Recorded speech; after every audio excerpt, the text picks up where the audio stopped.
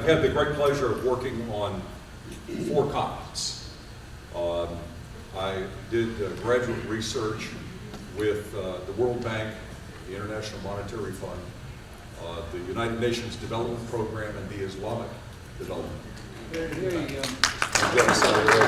Hey, now we're getting there. Okay. Oh, look at that. You nailed it. Okay. We've got a lot of material to get through. I'm going to tell you a story in 3 parts tonight. I'm going to tell you how we ended up with an Islamic Republic of Iran.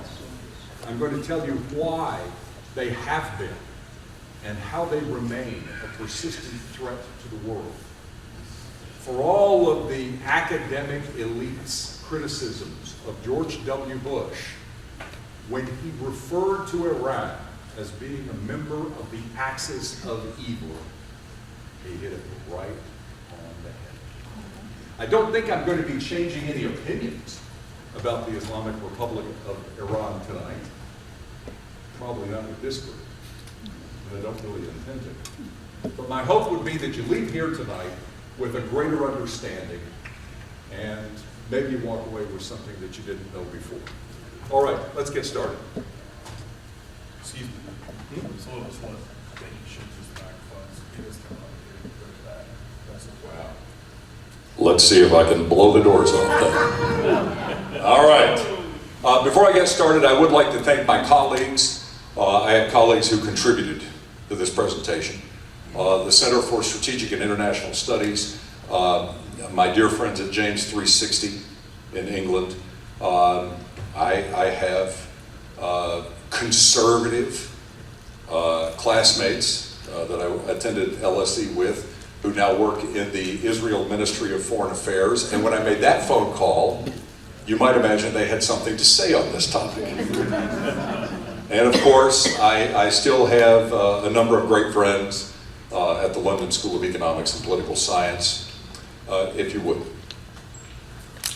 Most everybody knows this image.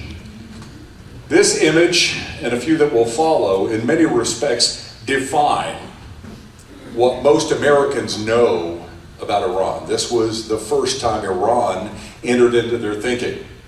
Does anybody know what wall these men are climbing? Embassy wall. The U.S. Embassy in Tehran. That's correct.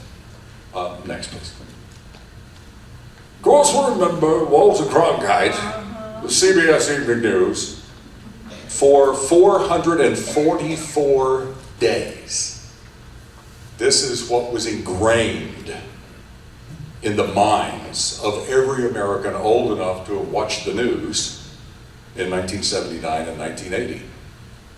This is how the news began, day whatever it was, right? This is a photograph that was taken inside the embassy when some of the hostages were first seized. And that photograph was actually taken by a hostage taker, if you will. Oh, go the other way. There we go. Of course, we all know this. Originally, there were 66 hostages taken in the embassy.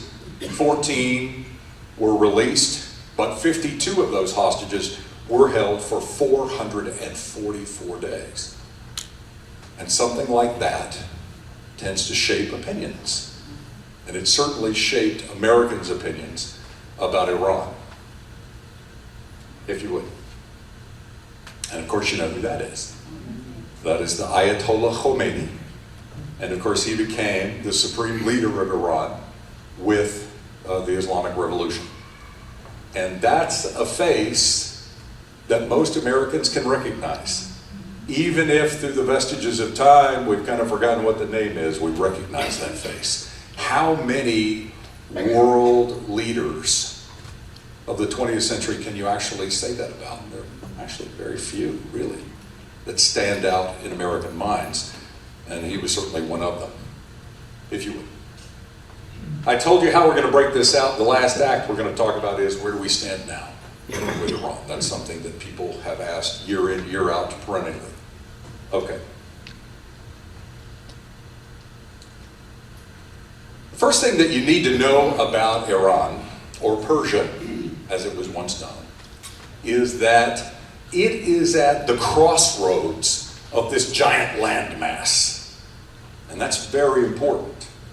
It helped shape what Persia and later Iran would be. People say, well, you know, Iran is probably a very cohesive country, ethnically. It's not. It has been conquered and reconquered time and time again. And in that time, it has become this stew of different ethnic components that don't meld very well together.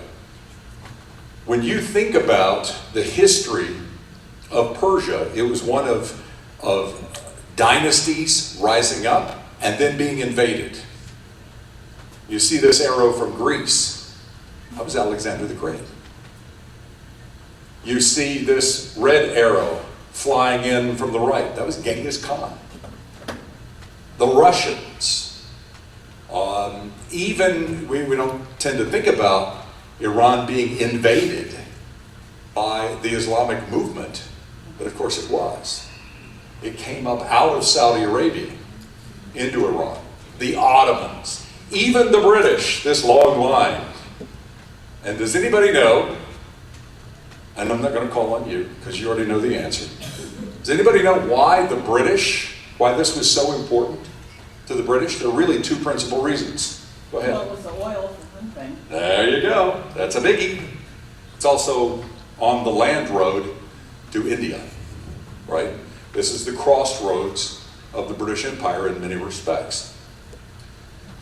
This process of creating dynasties only to see them fall, have the populations ripped apart and then recombined in different ways over the course of 3,000 years, shaped an Iranian mindset. It breeds suspicion. My grandfather used to have a saying, you know, when everybody's out to get you, paranoid's just good thinking. And that's a trait that you'll find in Iran today, if you would. Next slide, please. There we go.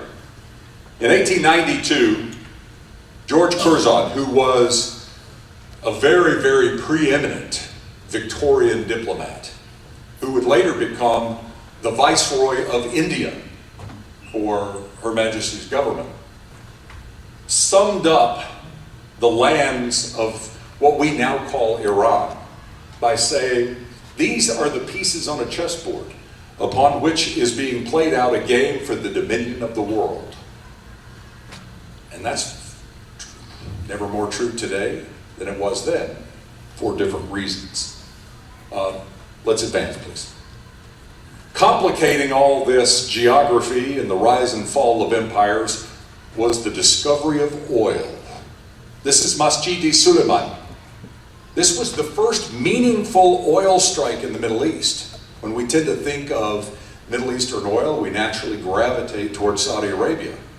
Oil was found first in what would later become Iran. That makes the importance of Iran that much more critical. It's not just a convenient waypoint. There's a resource there that governments would want to have.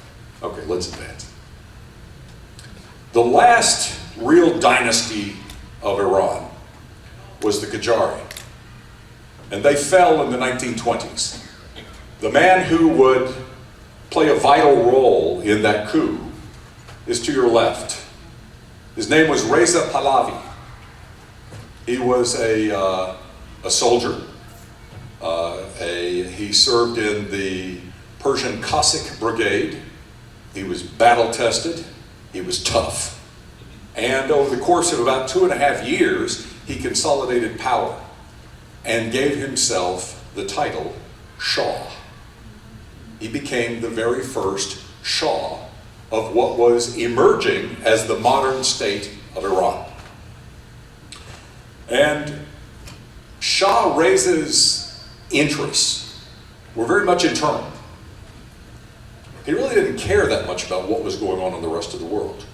He wanted to build the Iranian state, and he wanted to be left alone to do it.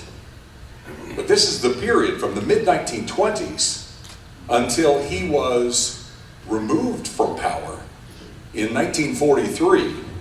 This is a turbulent time in the world. And the lessons of World War I were you need resources. And oil became that critical resource. And what brought Shah Reza out of power were the British and the Russians working together, collaborating, conspiring, you can honestly say. They didn't feel like he would be a reliable enough minion in the Allied war efforts. They issued dictates that all Germans need to be cleared out of Iran. There really weren't that many. There were 9 times as many Brits in Iran as there were Germans. But nonetheless, this was the pretext that was used. And when he didn't effectively run all of the Germans out of Iran, they began to worry about him. And they would find him talking to nearby Middle Eastern governments, the Turkish government particularly.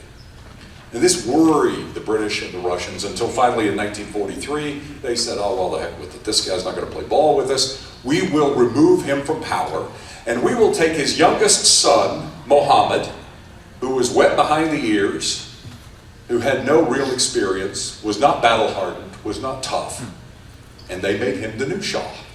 Out goes the old Shah, in comes the new Shah. And of course you see who Mohammed is seated next to.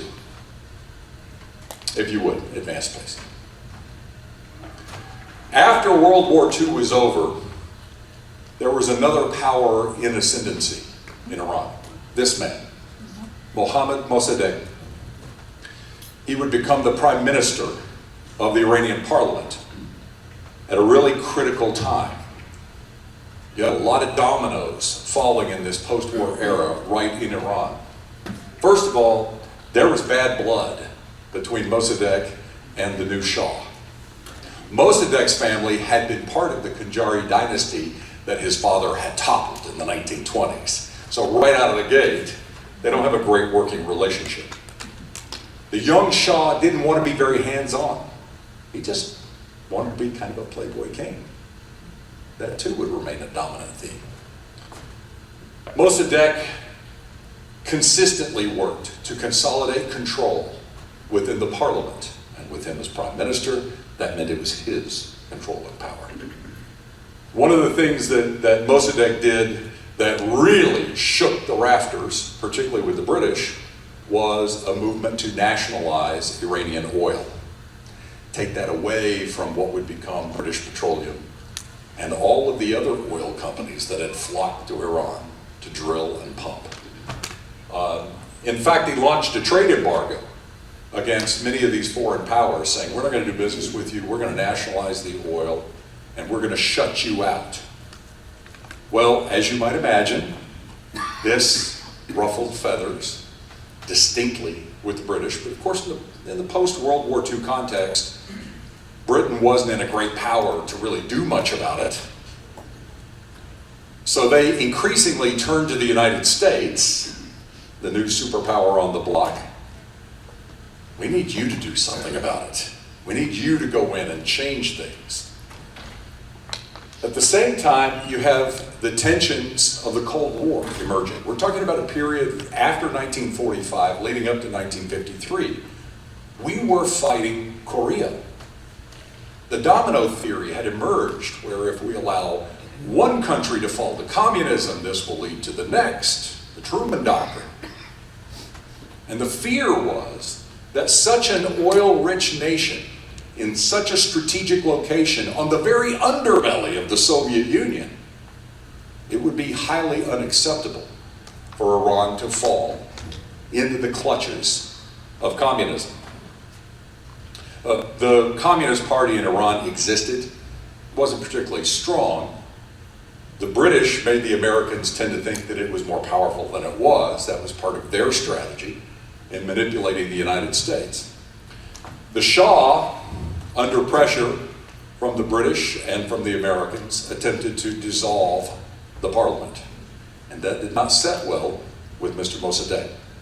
There were attempts at coup and assassination, and finally, as this stability was melting into chaos, Operation Ajax was launched by the Central Intelligence Agency in 1953.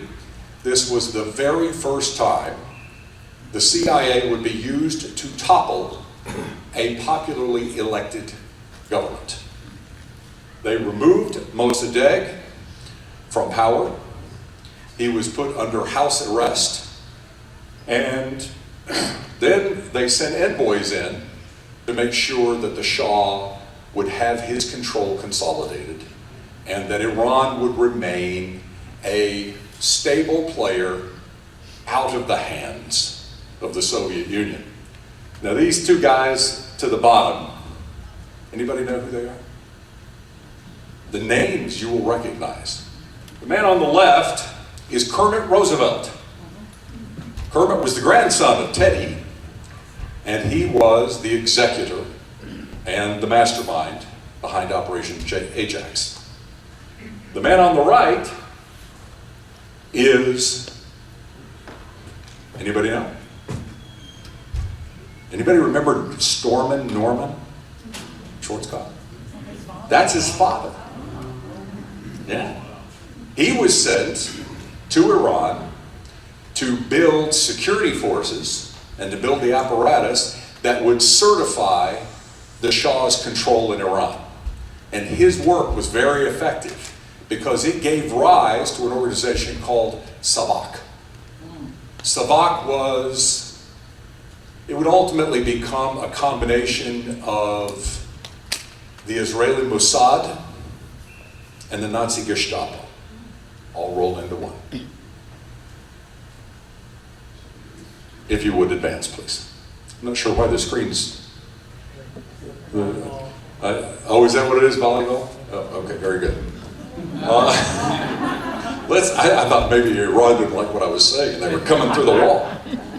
Let's skip forward 10 years, from 1953 to 1963. The Shah's had pretty solid control now for 10 years. He launches what's known as the White Revolution. This is meant to reform Iran in a very secular way. Land reform. He took vast parcels of land and handed title to impoverished Iranians. It's a very populist movement. He was interested in privatizing the government-owned businesses, establishing profit-sharing plans for employees of Iranian industry. He gave women the right to vote, the right to own business, and the right to own shares of stock in Iranian industry.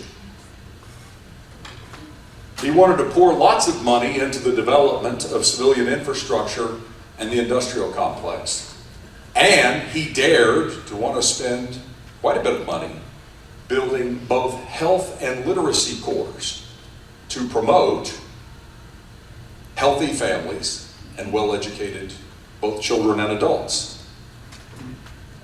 These all sound like laudable goals, even from a fairly dictatorial government. But what it really was a spark for Islamicization. The clerics, who had been biding their time, didn't much care for the idea of these secular reforms. And in the years, just a very short period of years leading up to 1963, something very important happened. The two most outspoken clerics in Iran both died. And this left open territory for a new voice to emerge, a cleric who was very well spoken, very persuasive, and could deliver a firebrand speech. So, with the White Revolution, out came this man right here, a younger Ruhollah Khomeini. In 1963, he spoke out against the White Revolution. By 1964, he was speaking out directly against the Shah, until it reached the point where the Shah could stand him no more. And Ruhollah was exiled in 1965, ultimately to France, where he would spend the next 14 years. This was a pivotal time. The 1960s were a pivotal time in what was to come, if you would. Just like everywhere else on the planet, the 1970s in Iran was a period of decadence and decay. And nothing marked that quite like the Shah's celebration of the 2,500th birthday of the First Persian Empire. He goes out into the desert at Persepolis, where the First Persian Empire rose, and threw a 3-day party where he invited not the people of Iran, members of his court attended, but this was for the world leaders. This was to show that he had arrived. Right? He's worthy of being a world leader. It was catered by Maxims of Paris. They say that the Dom Perignon flowed like a river. Remember, this is an Islamic country, right? In 1971 US dollars, the Shah spent in excess of $22 million on that 3-day party. Meanwhile, the people of Iran were starving to death. Famine was running rampant. Inflation was taking over their economy. The Shah's court was sucking up billions of dollars in oil revenues, and none of it was flowing into the people. Shortly thereafter, he made the decision to abandon the Muslim calendar. Now think about that. Think about how riled up we get when our children or our grandchildren come home with their social studies assignment and we read BCE, right? This was even more direct than that. We're going to just change the numbers. In 1 year, it went from being 1245 or whatever it was to being 3,000 and something. This was a very symbolic, cultural thing that did not sit well with the pious. It created a mandatory single political party that everybody had to be a member of.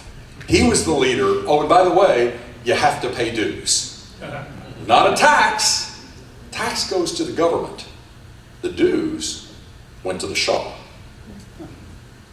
Censorship became more and more prevalent as the Savak put down their boot with greater and greater brutality. And by the time you get to 1978, you have professionals and middle class slipping deeper into poverty. If you're a doctor, well educated, you've been practicing medicine for 20 years, and you are earning half of a typical average poverty line level in a developed country. Did not sit well with them. And as a result, if you would, what came from that in 1978, I thought for sure that would advance the slide. There we go. Protests. Now, I want you to look carefully in these pictures. Yes, you will see a few headscarves. But how few headscarves do you see in 1978? This was not a revolution emerging from the pious. These were intellectuals, professionals, middle class, students who were always on the front line of revolutions, right? Filling the streets, protesting. But again, this was not an Islamic revolution in 1978, if you would. Meanwhile, while Bedlam is breaking out in the streets of Tehran, President Jimmy Carter is toasting the Shah of Iran while visiting Washington, D.C., and to show you how completely clueless President Carter was, his toast was, "Shah, we celebrate you for having given us an island of stability in one of the most troubled areas of the world." Boy, would those words come back to haunt him. Next, please. The protests took on a very militant position. Again, not Islamic, but militant. I would imagine some of you, particularly those of you who are veterans, look at a picture and you tend to gravitate towards some of the details.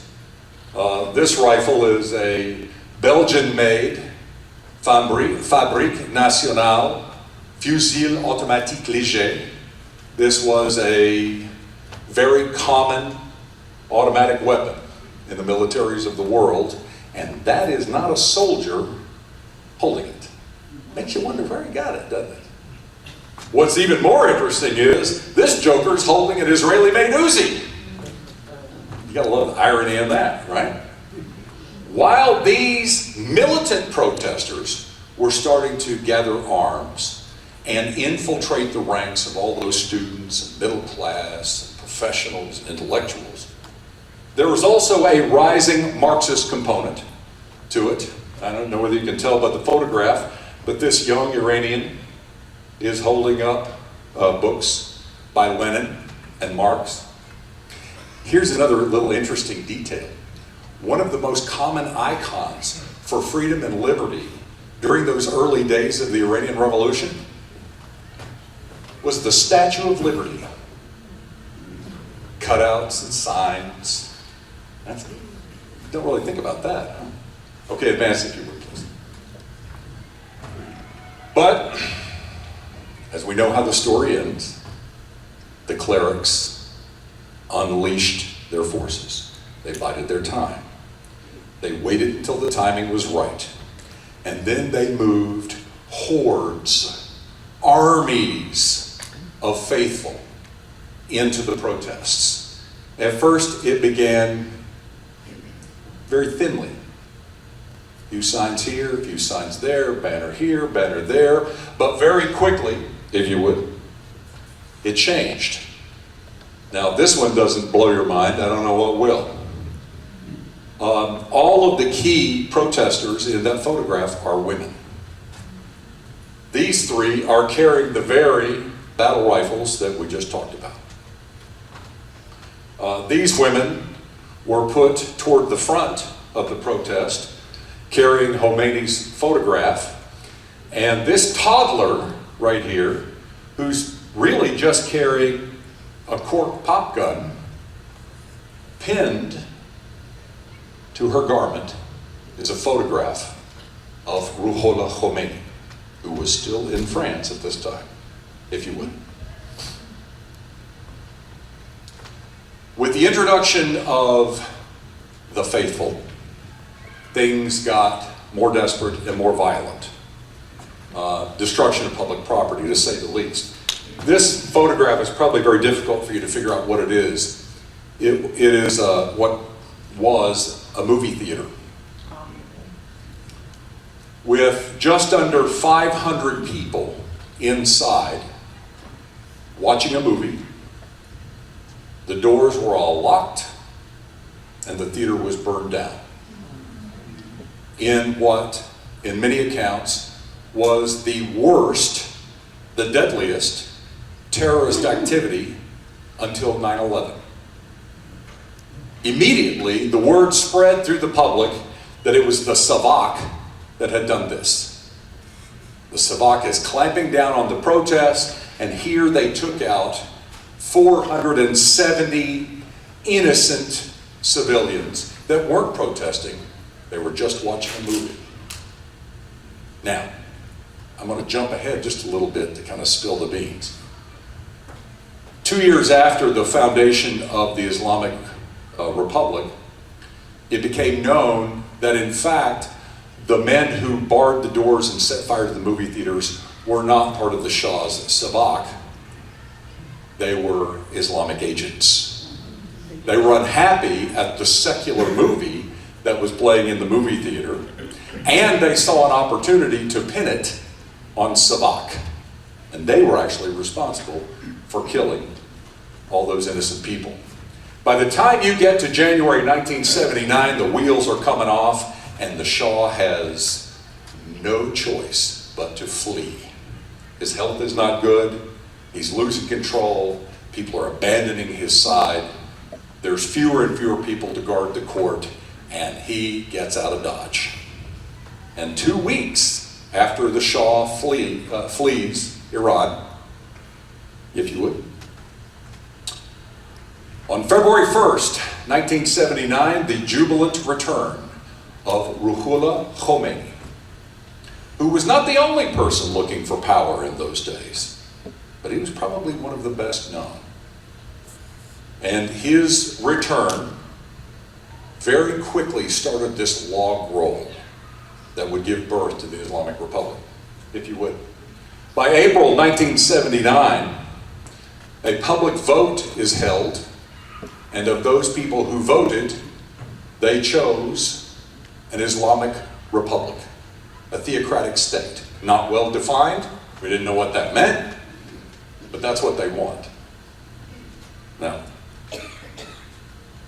I can't tell you how truthful the results of that poll were, because the poll came out at about 98.5% for an Islamic Republic.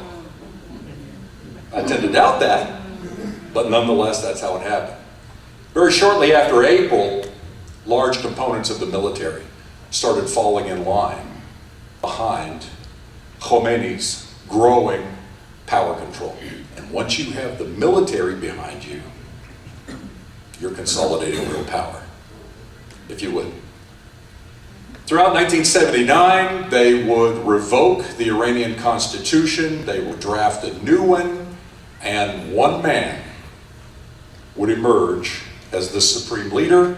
And of course, we know him as the Ayatollah Khomeini, technically the Grand Ayatollah Khomeini.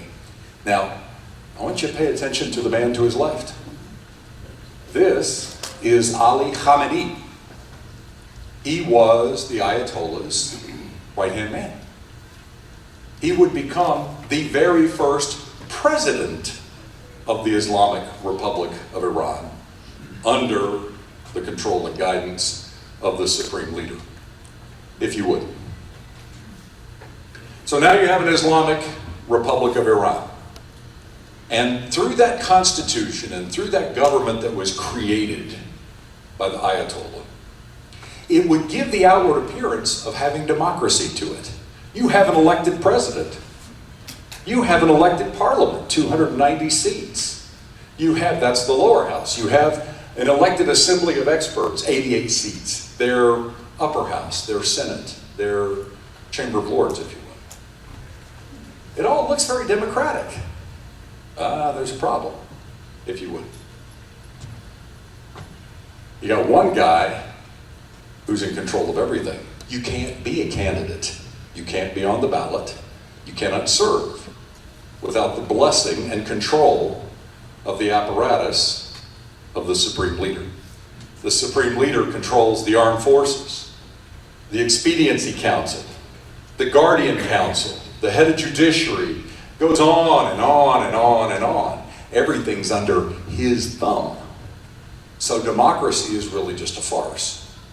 Yeah, you can vote on the candidate, but you'll be voting on the candidate that has been selected and approved by the Supreme Leader or his minions, depending upon how far down the ballot you're looking at, if you would.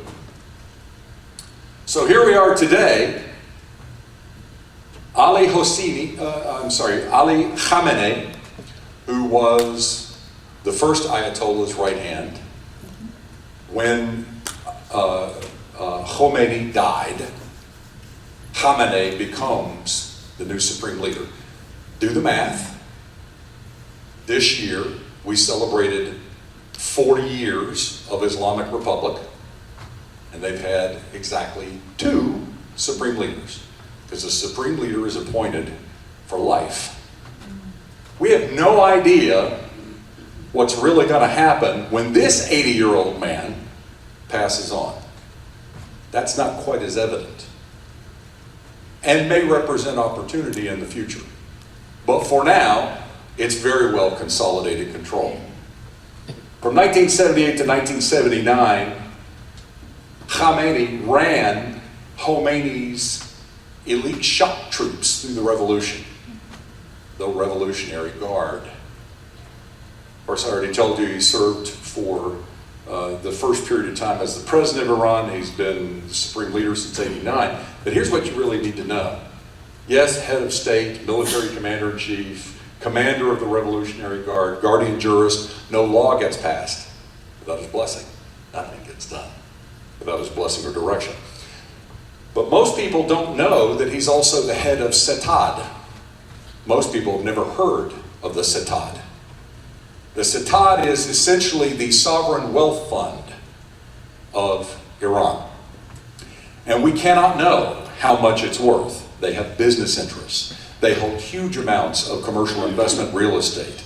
They own securities. They own currencies.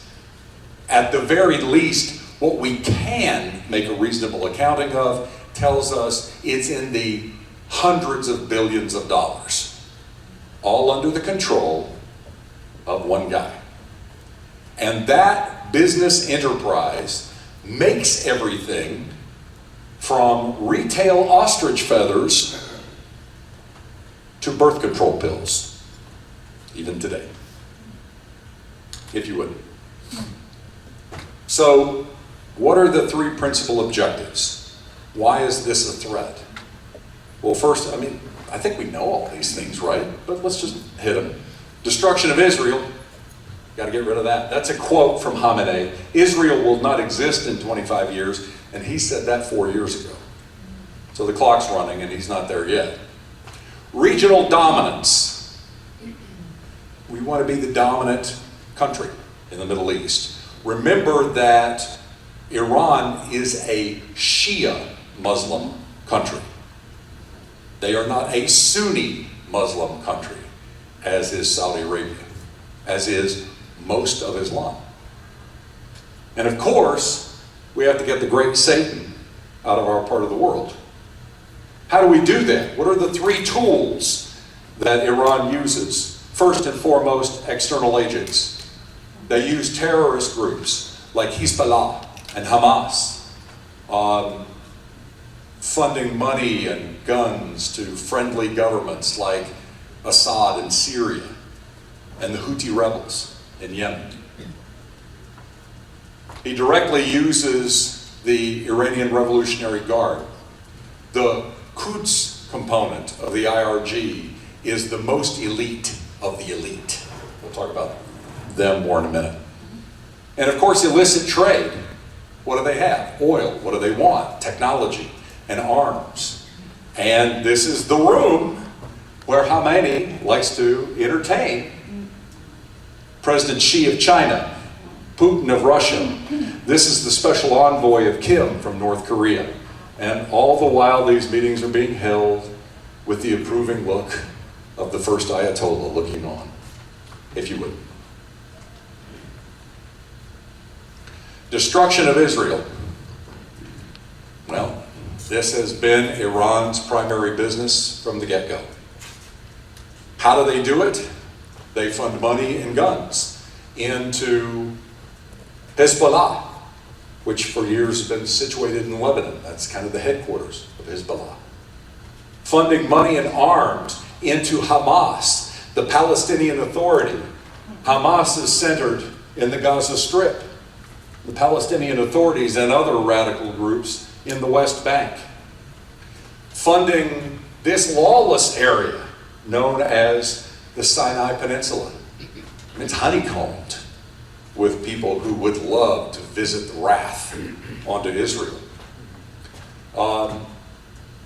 Iran ships guns, food, whatever it needs to. And they don't care if you're a Sunni. They don't care. If you're willing to launch missiles, throw rocks, detonate vest bombs against Israel, we got you covered, if you would. The Iranian regime does deprive its own citizens because this is a very expensive enterprise. $15 billion a year or more, it's estimated, is being spent in the civil war in Syria. $15 billion a year in that one conflict.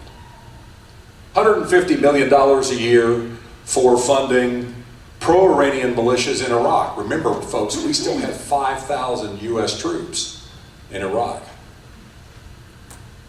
Sending Iranian Revolutionary Guards. 20,000 is what they sent in the last 12 months. In the history of the Islamic Republic, we estimate that they have dispatched more than 200,000 members of the Iranian Revolutionary Guard abroad to carry out the wishes of Iran. Bankrolling Hezbollah to the tune of $700, $800 million a year. $100 million a year for Hamas and other Palestinian terror groups, if you would. What does that look like? Well, just in the case of Hezbollah, and this is a nitpicky thing, international relations people tend to be nitpicky about these things. I can't stand it when they say ISIS. Technically, it's ISIL, the Islamic State of Iraq and the Levant, not ISIS. Hezbollah is not Hezbollah, it's Hizb, apostrophe, Allah, stands for the party of God. But Arabic doesn't play well when you transliterate, so what we end up with is 40 years of Hezbollah. At any rate, these are the kind of weapons that Iran is sending to Hezbollah and teaching them how to build their own. They're building weapons factories all over the Levant, north of Israel, to replicate these kinds of arms. We're going to send you the funding, we'll send you parts, we'll send you fuel, you start building them. We'll keep sending you weapons too, but we want you building them on your own, if you would. The Iranian Revolutionary Guard. This man right here is Qasem Soleimani. He is the leader of the Quds group. I told you earlier that the Quds are the elite of the elite. The Iranian Revolutionary Guard is not the Iranian army. That's here. The IRG is here. And then within IRG, you have the Quds. They are the cream of the crop within the IRG. That's their leader. And Iran projects power throughout the region by sending men and arms, not just funding, not just missiles, not just parts. I think that's probably good enough. Let's move on. Now, regional dominance. You have to talk about the proxy wars, which have become less proxy this year. There is a natural hatred between the Sunnis of Saudi Arabia and the Shia of Iran. Why? Bad estate planning. Okay? When Muhammad died, he did not leave an heir, a natural named heir, to run Islam after he left this world and went to be with Allah. So they're fighting amongst themselves. The only proximate living male heir was his nephew Ali, who would essentially be expelled by the other three who conspired against him, all generals of Muhammad in those early days of Islam. Ali would go on to essentially be the founder of Shia Islam. And he had to leave the Arabian Peninsula proper because the other three wanted him dead. He first went to Iraq. His followers spread into Iran. Ali met his fate on a battlefield in Iraq. But nonetheless, Shia Islam took hold and of course is the dominant part of Islam today. So they've been fighting it out for all these years, since, 8th century, right? But they fund money. What do they have? They have oil. So they send money. Sometimes they send people. And they've been fighting one another, but for the most part, not directly. They're not launching attacks into Iran. Iran is not launching attacks, now they are, into Saudi Arabia. They've tended to fight these proxy wars in places like Yemen, where the Arabs would support one group, the government in this case. And Iran would support Houthi rebels. Again, we don't really care if you're Shia or Sunni, but if you're going to overthrow what Saudi Arabia supports, then we'll probably support you. Syria has been a hotbed of this proxy war now for the 5 years that civil war has been going on. But the proxy war has slipped into Libya and Tunisia, and from time to time moves beyond what you think of as the immediate area. And of course, it's all a part of the tug of war between Sunni and Shia that continues to go on in Iraq and its failed state status, if you would. So, we all know it. I think it's probably the reason I got asked to come here today. Of course, in September, there were attacks launched against Saudi Arabian oil infrastructure. And these attacks, let me tell you, for those of you who are veterans, you look at the kind of pinpoint accuracy that these attacks had. I want you to look at this. This is a cracking tower. Look at the hole in that cracking tower. That's not an easy target to hit. That's not an easy target to hit if you're in a tank 1,500 yards away from it. But these were drones and cruise missiles that were flown into Saudi Arabia for this purpose. And here you can see pieces of debris that the Saudis were able to gather up, if you would. This is, it's one thing to see these aerial photos of, the attack that happened in September. It's quite another thing to be on the ground while everything's blowing up around you. These are a group of students who were brought out to the commons because they didn't know how many more bombs were going to be going off. Imagine sitting there while the sky turns to black around you and buildings are burning and exploding, if you would. Now, I'm going to do the president a solid here. I'm going to call out some fake news. In the immediate days after this took place, in fact, the same day the attack took place, the Houthi rebels in Yemen claimed responsibility for the attacks. And members of the media, members of the American media, jumped all over it. This is an infographic from Forbes. There's just one problem. This is 600 miles from Yemen to where the infrastructure was damaged. And the drone that Forbes identified as having been used is the Kasef-1 drone, which has a range of 100 miles.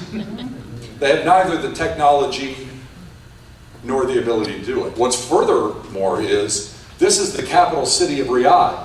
If you're going to fly drones from Yemen to this oil infrastructure, you have to fly by Riyadh. And let me tell you folks, Riyadh has some of the most impressive radar and surface-to-air missile protection systems that exist in the Middle East. There's no way these drones got through. There's no way. And of course, later, we found out, no. They came from the north. They were flown directly out of Iran, if you would. What about the United States? What about trying to push the great Satan out of the way, out of the region? I mean, we're sitting here talking about Saudi Arabia. Does it really matter if Iran and Saudi Arabia are going after each other? Well, it kind of does, because they're also after us. Everybody remembers the hostages. We led with that. Remember in 1983 when the barracks were blown up in Lebanon? That was Hezbollah that did it. And they did it with the backing, they did it with the funding, and they did it with the tools provided them by Iran. Did you know that? Mine attack in the Persian Gulf, 1988. In violation of international law, Iran began planting mines in the Persian Gulf, and one struck the missile frigate, the USS Samuel B. Roberts, injured 10 sailors, blew a 15-foot hole in the hull of that craft. Remember Khobar Towers, right? This is in Saudi Arabia. Killed 19 Americans, wounded 372. That was carried out by Hezbollah with the direction and the funding and the planning and the tools of Iran. Next, please. Most people don't know this.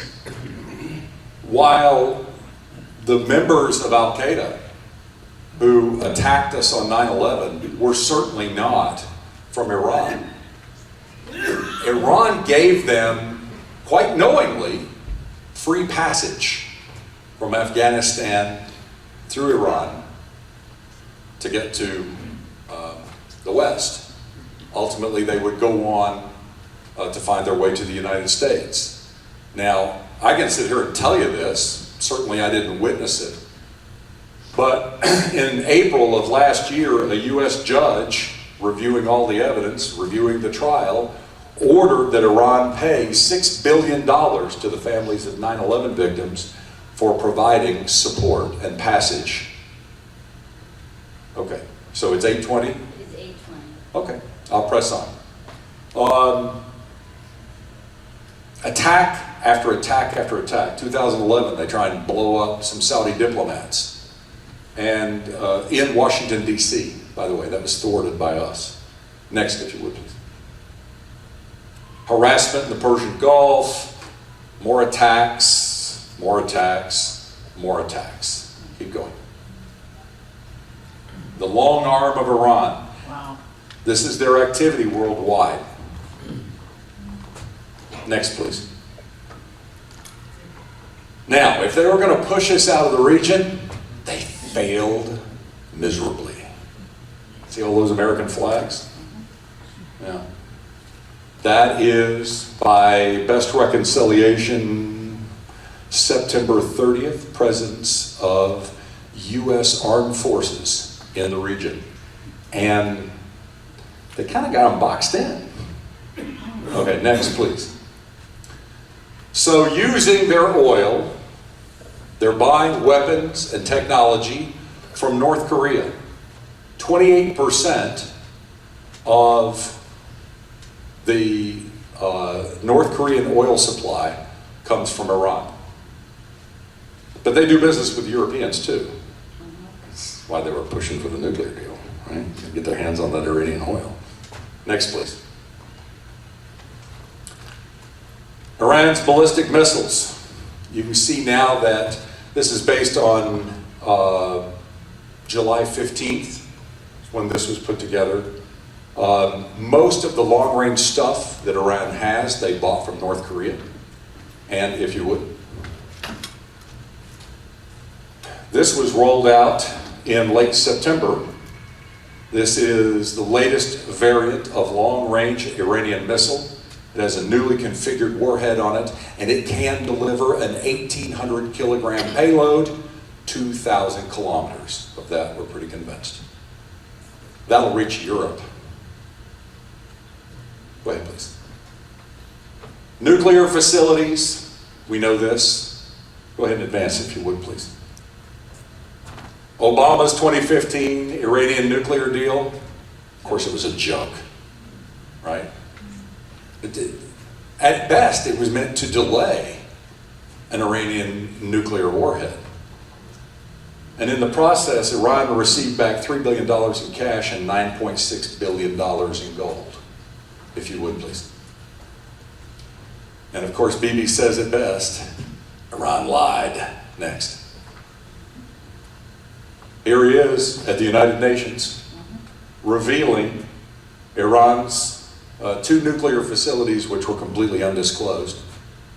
One of them is an atomic warehouse, and the other one is an atomic record-keeping facility, not inspected by the United Nations. If you would, please.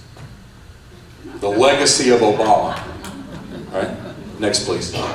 The legacy of Obama. Negotiate for a couple more weeks, right? Meanwhile, next, please. I'm going to read this. But as you can imagine, we've got a heavy boot in the region. We do. If you would, please. Just in the last 30 days, the president has dispatched 1,800 additional troops to Saudi Arabia and sent F-22 Raptors into the region. Next, please. Estimates of Iran's conventional forces. Global firepower ranks them 14th overall militarily in the world. 18th in land strength, 24th in air strength, 4th in naval strength. Here's what you need to pay attention to, folks. 39.8 million citizens fit for military service. Each year, an additional 1.4 million young men come online. If you would, please. Just as a comparison, let's compare the United Kingdom to Iran militarily. Not necessarily in quality, but certainly in quantity. Next, please. Here we go.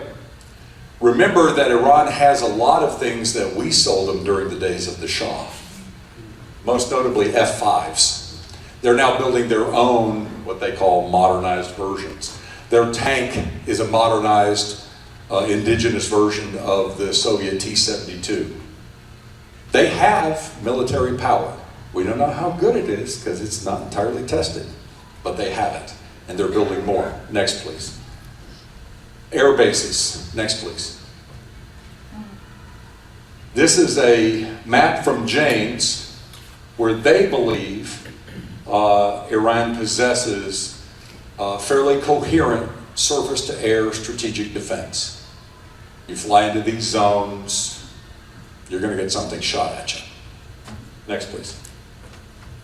This is a group of recently graduating Revolutionary Guards.